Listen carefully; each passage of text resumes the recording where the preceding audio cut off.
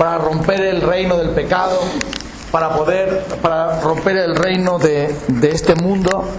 Solo el Evangelio cambia a la gente, solo el Evangelio libera a la gente, solo el Evangelio trae gozo a la gente, solo el Evangelio trae la bendición de Dios, porque Dios y el Evangelio están juntos, no se pueden separar. Por eso donde quiera que se proclama el Evangelio, allí está el Señor. Donde quiera que está el Señor, allí está el Evangelio. Y son cosas que lo vemos en todo el libro de Hechos. Y es por eso que en Hechos 17, versículos 1 al 10, vamos a ver de qué manera actúa el Evangelio y cuál es nuestra responsabilidad de anunciarlo, de creer en ese Evangelio y de anunciarlo. Dice capítulo 17, versículo 1: pasando por Antípolis y Apolonia, llegaron a Tesalónica, donde había una sinagoga de los judíos. Y Pablo, como acostumbraba, fue a ellos y por 3 días de reposo discutió con ellos, declarando y exponiendo por medio de las Escrituras que era necesario que el Cristo padeciese y resucitase de los muertos, y que Jesús, a quien yo os anuncio, decía él, es el Cristo. Y algunos de ellos creyeron y se juntaron con Pablo y con Silas, y de los griegos piadosos gran número, y mujeres nobles no pocas. Entonces los judíos que no creían, teniendo celos, tomaron consigo algunos ociosos, hombres malos, y juntando una turba alborotaron la ciudad, y asaltando la casa de Jasón procuraban sacarlos al pueblo.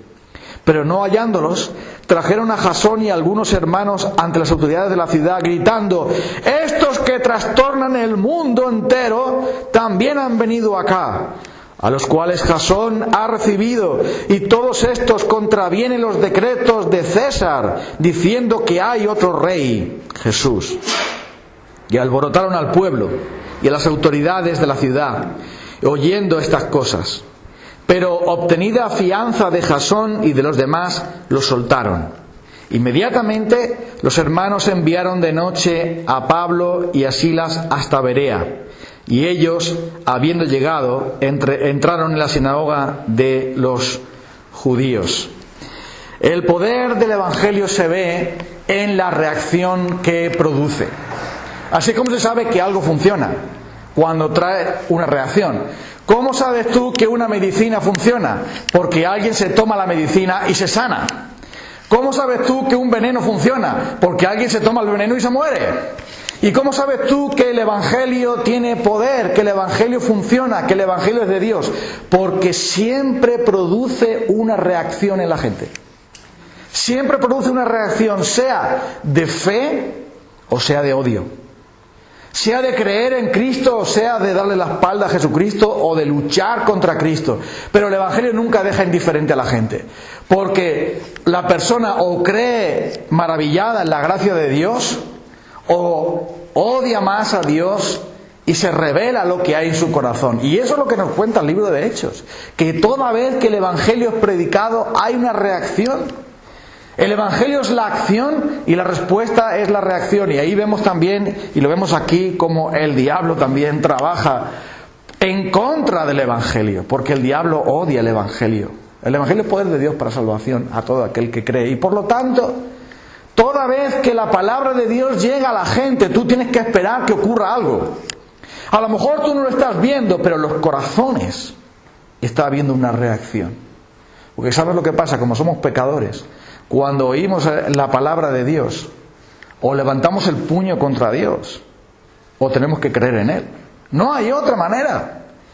Y nadie puede decir, bueno, pues está bien, me parece bien, soy indiferente. No, el Evangelio produce reacciones, porque siempre ocurre esto cada vez que se predica. Y el libro de Hechos siempre nos está contando a cada paso lo que ocurre cuando se predica el Evangelio. Que hay persecución, que hay gozo, que hay bien, que el diablo se levanta contra los siervos de Dios. Siempre ocurre algo cuando se proclama el Evangelio. Cuando no ocurre nada es cuando somos estatuas mudas. Ahí sí que no ocurre nada. Pero si nosotros estamos siguiendo a Cristo y creyendo en Cristo y orando al Señor y sembrando la palabra y adorando al Señor, tenemos que esperar que ocurra algo. Y eso es lo que en los viajes misioneros de Pablo y sus compañeros vemos, que siempre pasan cosas. Siempre están ocurriendo cosas porque el Evangelio está por delante, el Espíritu del Señor les estaba guiando, la palabra de Dios se estaba extendiendo. Así que cuando llegaron a Tesalónica, dice allí que había una sinagoga, y la costumbre de Pablo era, evidentemente, que él como judío, lo primero era predicar a sus paisanos, predicar a aquellos que creían igual que él, tanto judíos de nacionalidad como aquellos hombres que eran griegos, pero que habían oído de la fe judía, habían rechazado los ídolos y decían: no, yo creo nada más que en un solo Dios, y el Dios de los judíos me gusta que sea sencillo, me gusta que sea esta ley, me parece muy bien. Y había, eso se llamaban prosélitos. Un prosélito era aquel pagano que no era circuncidado, pero que le gustaba ir a la sinagoga, y le gustaba oír de las cosas de Dios, le gustaba oír de la fe judía. Y por lo tanto esos hombres iban a la sinagoga, y Pablo tenía ahí la oportunidad de oro de predicar el Evangelio a esos hombres, porque ellos se reunían allí cada día, cada primer día de la semana, o mejor dicho, cada sábado, según ellos, se reunían allí esos hombres para leer la Biblia, para orar y escuchar los comentarios que se hacían en esa sinagoga.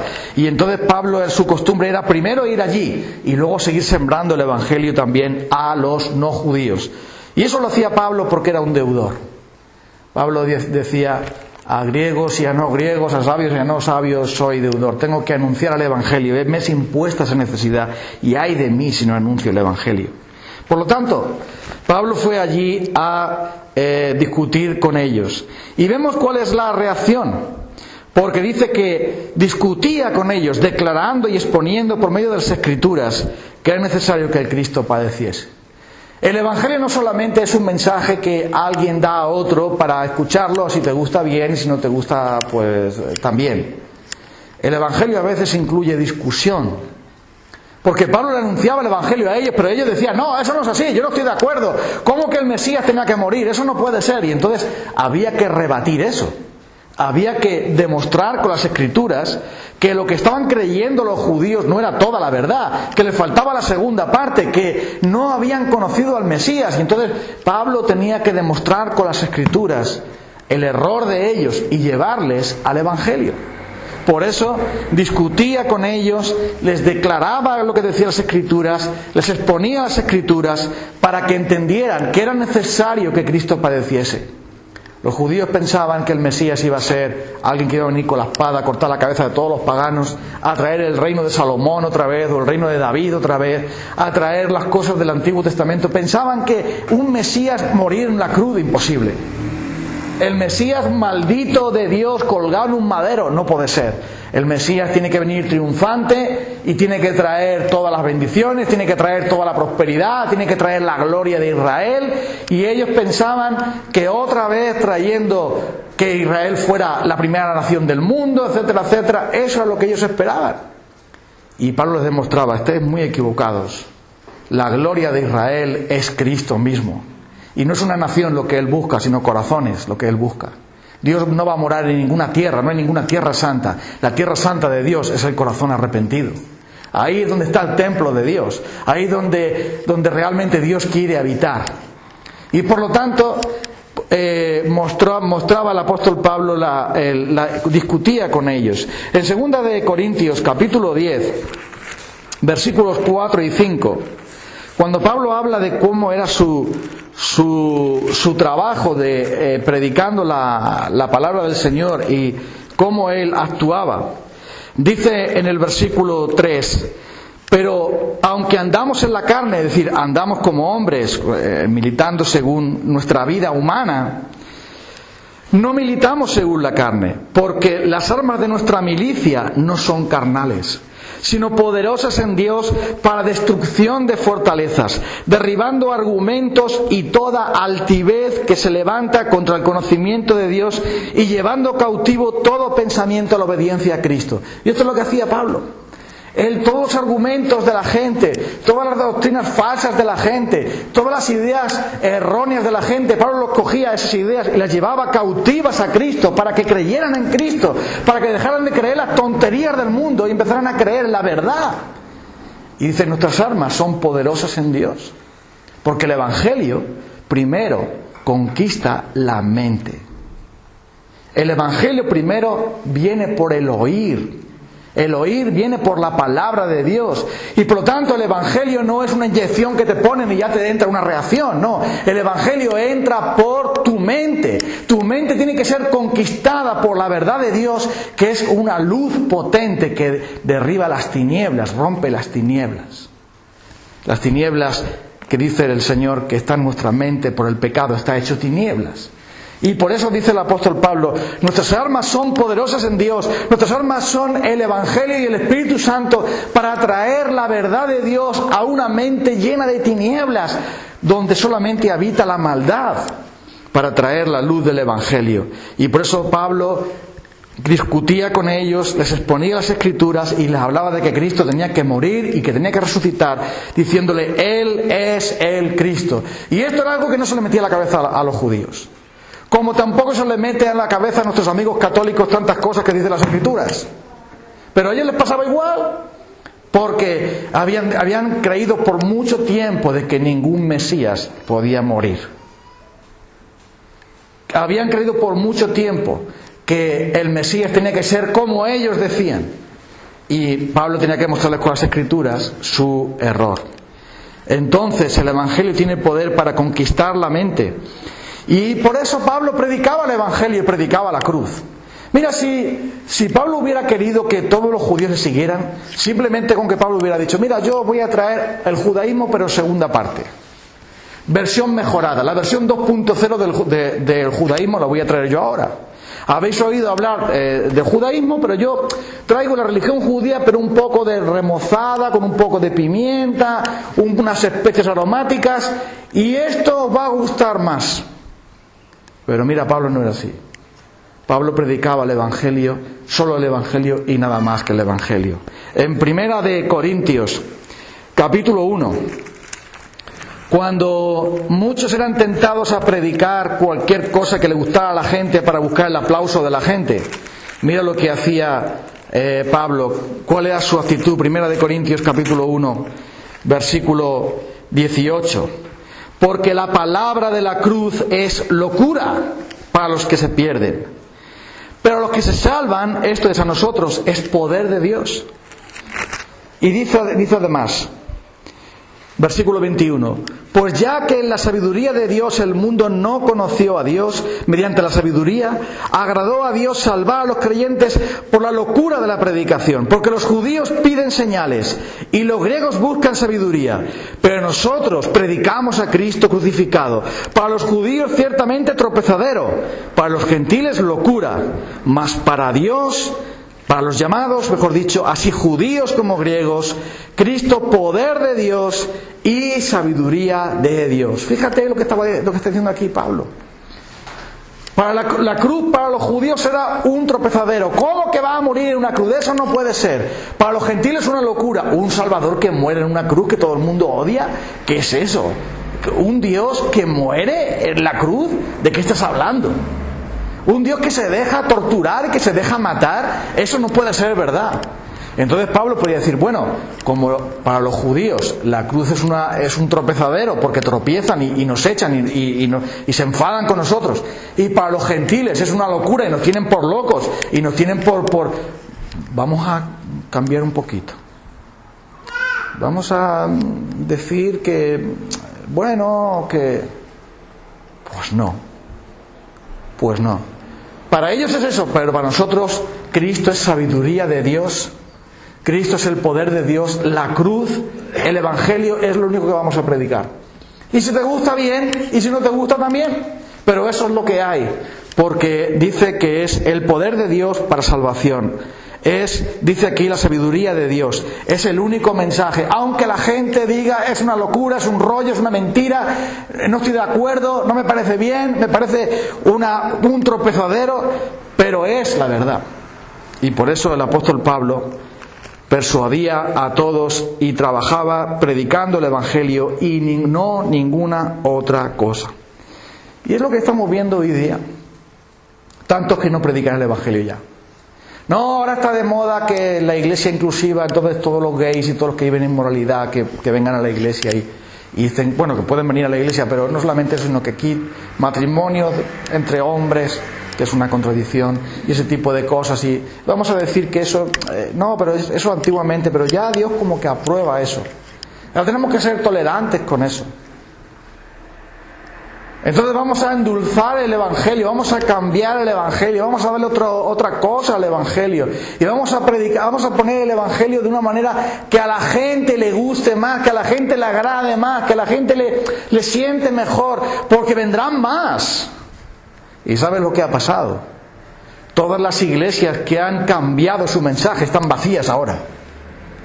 Las iglesias en Inglaterra predicaron otras cosas, la Biblia es un mito, Jesucristo no resucitó, esto no es verdad, la Biblia está llena de leyendas, no te lo creas todo, y ahora que lo que son ratoneras, como alguien dijo hace mucho tiempo, son ratoneras. Y hoy día hay mucha gente que dice, no prediques a Cristo, tú predicas que Dios te cambie las muelas, te las pone de oro, y eso está mejor, va a venir más gente.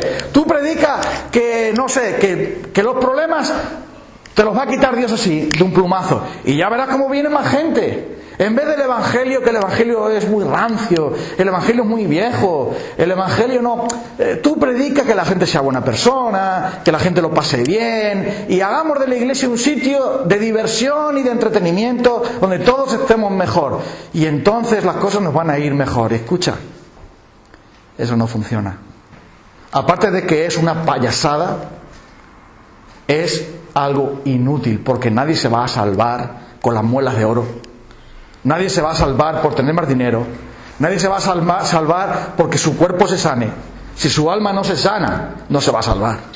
Y entonces escucha, Pablo dice aquí, nosotros predicamos a Cristo. Lo siento, Corintios, si vosotros queréis otra cosa, eso es lo que hay. Porque Cristo es sabiduría de Dios y poder de Dios. El Evangelio es la sabiduría de Dios. Y la cruz, aunque parezca una locura y un tropezadero, es lo único que hay para salvación. Porque Dios ha comprometido su gloria en Jesucristo. Y si vosotros no veis gloria en la cruz de Cristo, entonces lo que necesitáis es lavaros los ojos. Pero además, vemos aquí que no solamente el Evangelio tiene poder para conquistar la mente a través de la sabiduría, de la locura de Dios, que es el Evangelio, sino también es poderoso para salvar. Versículo 4. Y algunos de ellos creyeron y se juntaron con Pablo y Silas. De los griegos piadosos quiere decir hombres temerosos de Dios, hombres judíos que iban a la sinagoga pero que no habían conocido a Cristo todavía, ¿vale? Y mujeres nobles, no pocas. Fíjate, el Evangelio, ¿qué fue lo que trajo? El Evangelio trajo salvación. Pablo discutió con ellos, les expuso las Escrituras, les demostró que Jesucristo es el Señor, y ellos creyeron, se salvaron, iban camino a la gloria. Griegos, judíos también, y mujeres nobles. Entonces la palabra del Señor cautivó a esas personas, el Señor les salvó. ¡Qué bueno! Es el poder de Dios para la salvación. El Evangelio hizo eso. ¿Creyeron qué? Creyeron el Evangelio. Creyeron de verdad el Evangelio. Y como luego veremos, y lo hemos visto cuando estudiamos Tesalonicenses, vaya que sí creyeron, porque los persiguieron y siguieron creyendo. Hay muchos que creen, pero como mi abuelita se enfade conmigo porque voy a leer culto, ya no voy más, porque mi abuelita se enfadó conmigo. Ay, es que a mi mujer no le gusta que yo lea la Biblia, pues la guardo y la meto en un cajón. Ellos creyeron en el Evangelio y los persiguieron a los tesalonicenses y fueron fieles. Y la primera carta de Tesalonicenses lo dice. Después echaremos un vistazo a eso. Se salvaron y se juntaron con Pablo y Silas. Mira, lo primero de Tesalonicenses capítulo 2, pues es la fundación de la iglesia de Tesalónica, que fue fundada por el apóstol Pablo y sus compañeros. Y en primera de Tesalonicenses, en el capítulo 2, el versículo 13 dice: por lo cual también nosotros, sin cesar, damos gracias a Dios de que cuando recibisteis la palabra de Dios, que oísteis de nosotros, la recibisteis no como palabra de hombres, sino según es en verdad la palabra de Dios, la cual actúa en vosotros los creyentes. Y dice el versículo 14: porque vosotros, hermanos, vinisteis a ser imitadores de las iglesias de Dios en Cristo Jesús que están en Judea, pues habéis padecido de los de vuestra propia nación las mismas cosas que ellos padecieron. ¿Por qué sabemos que ellos creyeron el Evangelio? Porque cuando vino la prueba, estaban firmes ahí. cuando vino la persecución, cuando los odiaron, cuando se burlaron de ellos, cuando no les hicieron caso, cuando los persiguieron, ellos estaban firmes ahí en el Señor. Y es por eso que Pablo dice a los tesalonicenses: damos gracias a Dios de que vosotros recibisteis la palabra, no como un mensaje de un hombre, no, vino un palabrero por ahí que hablaba muy bien, nos convenció de que siguiéramos una religión. No, ellos recibieron la palabra de Pablo como lo que es palabra de Dios que actúa poderosamente en ellos. Y por eso es el Evangelio, que transforma a la gente, lo que actúa poderosamente en tu vida para mostrarte a Cristo. Y eso hace que ellos incluso estuvieran dispuestos a perseverar pese a todas las dificultades. Ahora bien, ¿tú sabes por qué el Evangelio es poderoso? Porque también el Evangelio revela lo que hay dentro. Versículo 5. Entonces los judíos que no creían, ¿qué pasó con ellos? Pues tenían celos. Tomaron consigo algunos ociosos, hombres malos, y juntándose con una turba alborotaron la ciudad y saltando a la casa de Jasón. Jasón era un creyente allí, un hombre romano que había creído en Jesús y había abierto su casa allí para recibir a los apóstoles y para predicar el Evangelio allí, la casa de Jasón. Y fueron allí: ¿a dónde se juntan estos? ¡Vamos a por ellos! Y fueron allí y no hallándoles trajeron a Jasón delante de las autoridades con acusaciones falsas, que las leemos en los versículos 6 y 7. El Evangelio tiene poder para revelar lo que realmente hay en el corazón de los hombres. ¿Sabes por qué Pablo predicaba el Evangelio de verdad? Porque siempre pasaba algo. Siempre que predicaba pasaba algo. Siempre pasaba alguna cosa. O el diablo aparecía por ahí a través de una adivina para no sé cuánto, o los metían en la cárcel, o los golpeaban, o los echaban, o los apedreaban. Pasaba alguna cosa, pero algunos creían y había gran gozo y bendición, pero también había oposición y persecución. Y eso es porque estaban predicando el Evangelio. Eso es porque estaban predicando la verdad de Dios. Y esto lo podemos ver aquí en el caso de estos hombres. Los judíos no podían quedarse quietos. ¡Ay, qué se nos está vaciando la sinagoga! Que se nos van con Pablo y con Silas y están creyendo en Jesús en vez de creer en las tonterías que decimos. Bueno, la religión sacrosanta nuestra. Y entonces se enfadaron. Y mira, ¿sabes? En algunos países, cuando los evangélicos llegan y predican y son poquitos, los hermanos separados, son unos cristianitos que hay por ahí, cristianitos que hay por ahí. Pero cuando ven que se les vacían las iglesias, que no va la gente a escuchar la religión allí, sino que se van al Evangelio verdadero, empiezan a decir: las sectas protestantes nos invaden. ¿Y eso qué les pasó ahí? Lo que les pasó fue que vieron que se iban y ellos tenían celos. Porque oye, que en tu iglesia haya muchos que se han ido a otra tal y que la tuya se vacíe, como que tú no eres tan importante ahora. Y si yo no soy tan importante, tengo celos. Esta es una evidencia de lo que produce el Evangelio. El Evangelio muestra, el Evangelio revela, el Evangelio es una radiografía de lo que hay en el corazón de la gente. Tú puedes cuando predicas el Evangelio ver que una persona tan religiosa: ay, soy tan bueno, ay, soy tan piadoso, lloro a Dios, me pongo mi toga así y levanto las manos ahí, pero cuando llega el momento en que otros se me van porque están creyendo otras cosas, entonces tengo celos, tengo envidia, tengo odio, y después hago lo que sea y utilizo la mentira, utilizo la oposición, utilizo lo que haga falta para perseguir a aquellos que me quiten a mí el poder. Tenemos que tener cuidado nosotros los creyentes con eso, porque los celos y la envidia solamente lo tiene la gente incrédula, ¿verdad? Nosotros no tenemos eso nunca. ¿A qué no? Los cristianos tenemos celos y envidia, por favor, hombre. Eso lo tenemos superado. Sí, lo tenemos. Y mira, el apóstol Pablo fue tentado también para eso, porque le dijeron al apóstol Pablo: mira, Pablo, es que algunos predican a Cristo por ahí y no están con nosotros, y mira lo que están haciendo. Y el apóstol Pablo dice: yo sé que algunos predican a Cristo por contienda. Sé que algunos predican a Cristo por vanagloria. Sé que algunos predican a Cristo a mala sombra para que yo me metan más en la cárcel. Porque cuanto más se oye de Cristo, más la culpa la tiene Pablo. Pero ¿sabes una cosa? Si predican a Cristo por contienda, si predican a Cristo por vanagloria, si predican a Cristo para fastidiarme a mí, me da igual que prediquen a Cristo, porque en eso me glorío y me gloriaré. Y a Pablo tú no le pillabas en un renuncio. Porque el corazón de Pablo no estaba puesto en cuánta gente tenía él, sino cuánta gente tiene Jesús. Y por eso su corazón estaba con el Señor, y al estar con el Señor, él no cayó en la envidia. Cuando a Moisés le llegan a decir: oye, Moisés, mira que allí toda esa gente están profetizando y no son del club tuyo. Entonces Moisés dice: ¿tú tienes celos por mí? Ojalá que todo el pueblo de Israel profetizara, que el Señor derramara su espíritu sobre todo el pueblo, que todo el pueblo profetizara. Y cuando Jesús viene a decirle: Señor, hemos visto por ahí a unos echando fuera demonios en tu nombre, pero no eran de nosotros, hemos regañado por hacerlo. Y no se lo impidáis.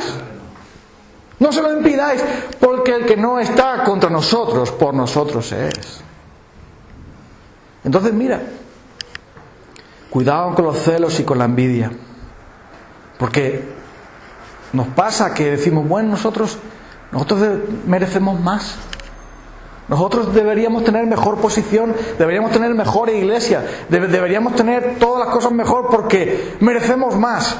Y tenemos envidia, tenemos celos de otros, de cómo viven otros, de que lo que tienen otros, de que conquistan cosas, de que tienen... Y entonces los pastores sobre todo somos tentados a tener celos porque mira, este tiene un coro más grande, tiene una iglesia más bonita, tiene gente más importante en su congregación, en su iglesia hay médicos y teólogos y no sé cuánto, y en la mía no hay más que jornaleros del campo, mira, fíjate qué cosa. Pero tenemos que tener claro que el reino de Dios es de Dios. Y lo importante es que yo sea hallado fiel. Es lo que dice el apóstol Pablo. Pero es necesario que el administrador de Dios sea hallado fiel. En una cueva, sé fiel al Señor. En el pasillo de la cárcel, sé fiel al Señor. En un cortijo por ahí en el campo, sé fiel al Señor. Y adora al Señor y sirve al Señor. Y aunque tengas que predicar a algunos que están ahí cuidando cerdos, es igual, sé fiel al Señor. Porque el que es fiel en lo poco, también lo demás es fiel. Así que hay que rechazar la envidia y los celos que llevó a esos hombres a cometer todas esas estupideces. Unos hombres que recitan las leyes de Dios.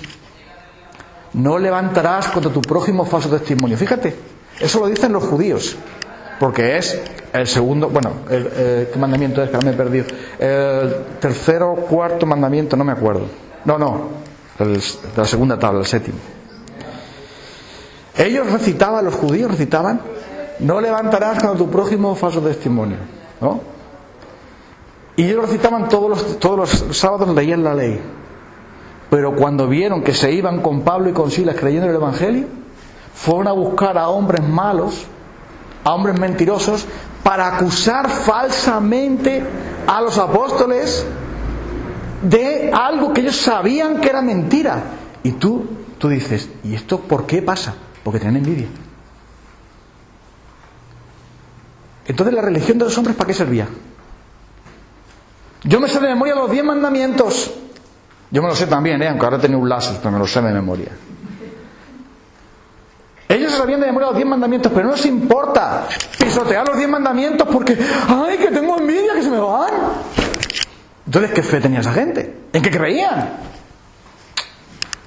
Mira, el Evangelio revela lo que hay en el corazón. Y sabes una cosa, cuando se anuncia el Evangelio, tú ves lo que hay en el corazón de esa persona. Tú ves si realmente era un cristiano de verdad o no lo era. Tú ves si era una fotocopia de cristiano, que no existe, o si era de verdad alguien que estaba creyendo en el Evangelio. Y la última cosa es que el Evangelio tiene poder, porque hace que los hijos de Dios perseveren.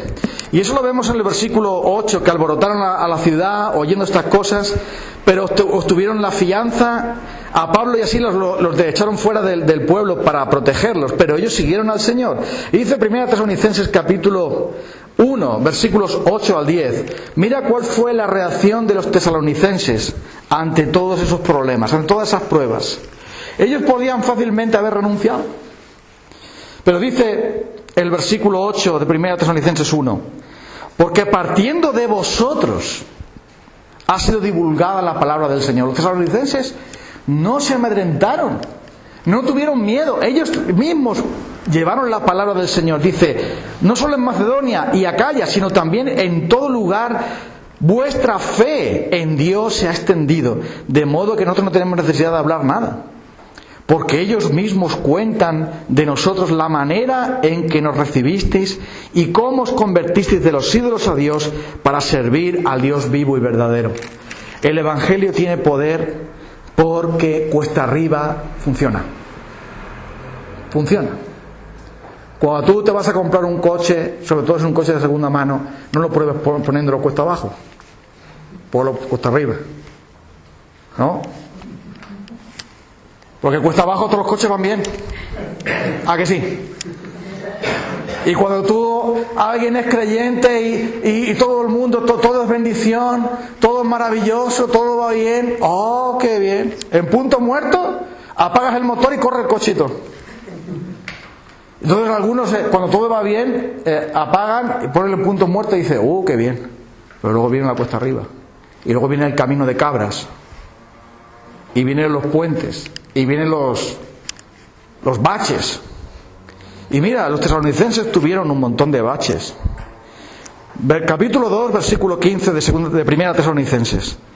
Hablando de los judíos, los cuales mataron al Señor Jesús y sus propios profetas, y a nosotros nos expulsaron, y no agradan a Dios, y se oponen a todos los hombres, impidiéndonos hablar a los gentiles para que éstos se salven. Así colman ellos siempre la medida de sus pecados, pues vino sobre ellos la ira hasta el extremo.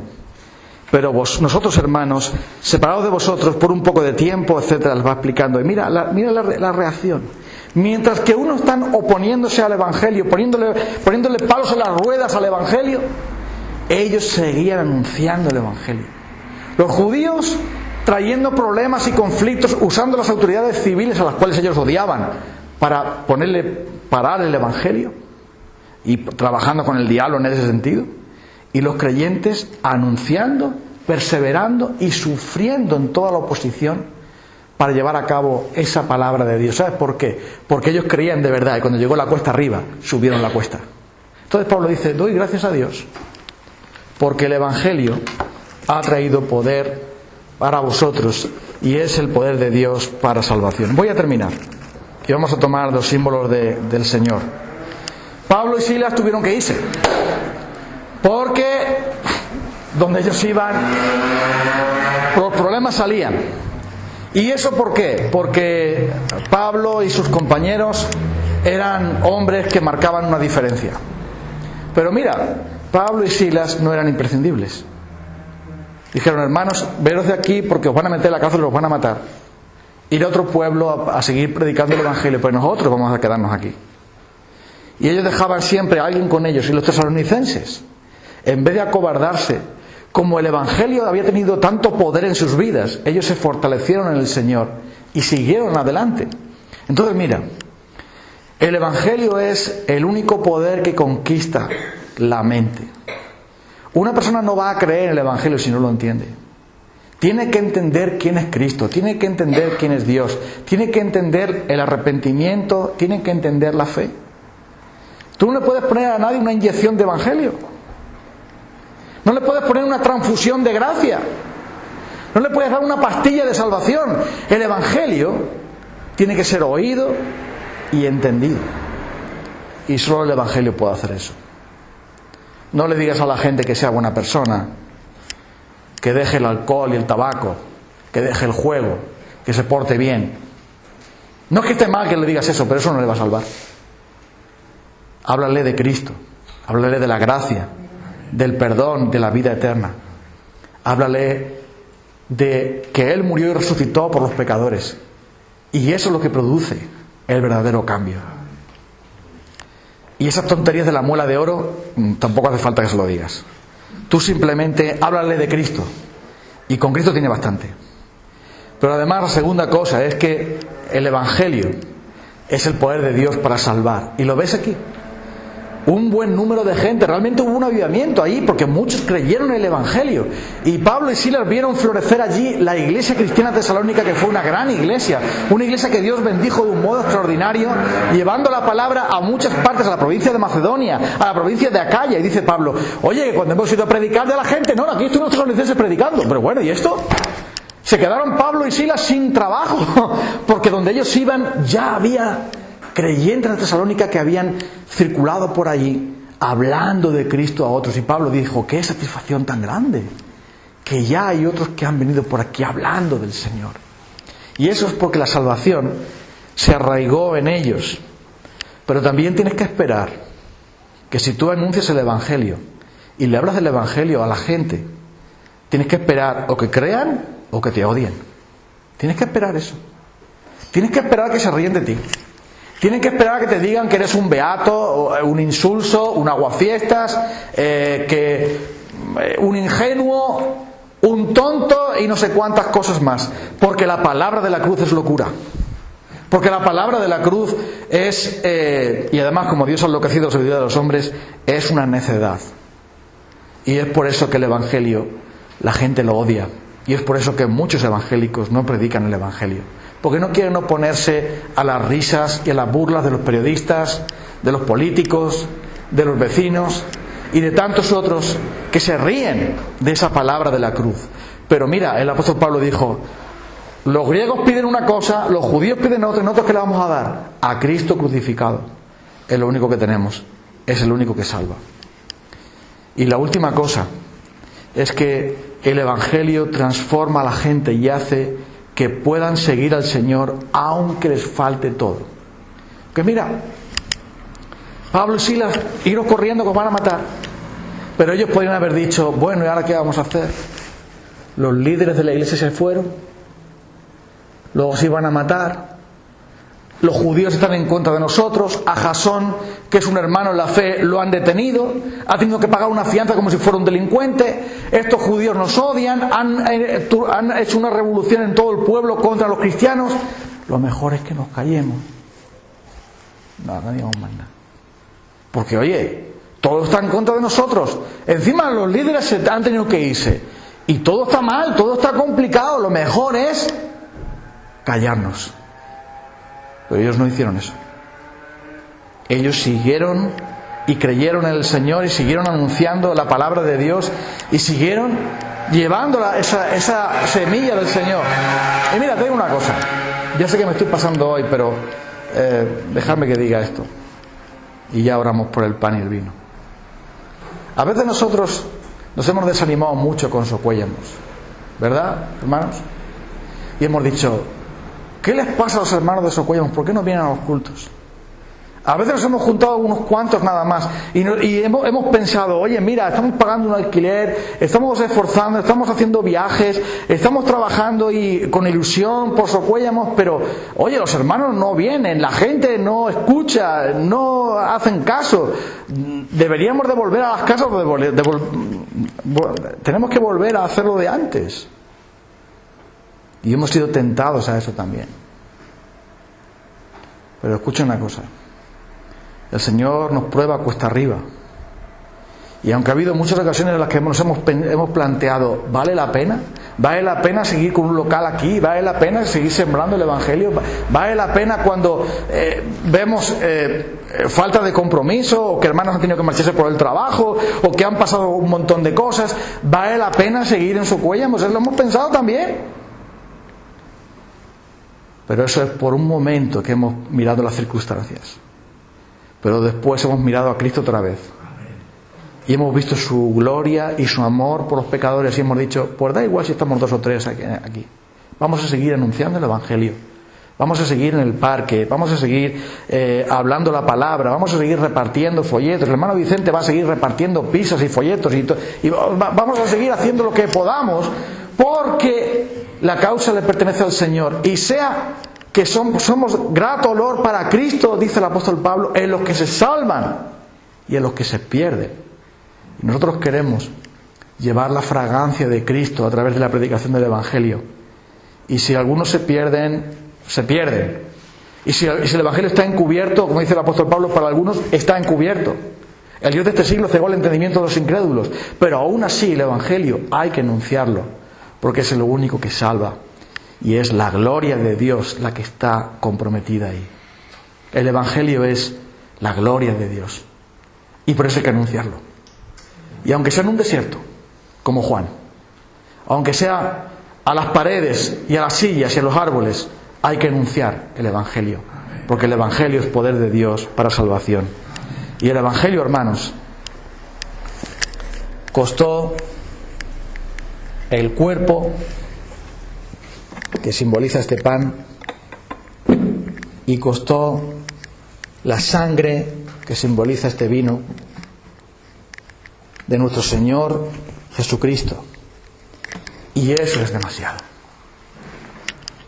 Eso es demasiado. Es demasiado.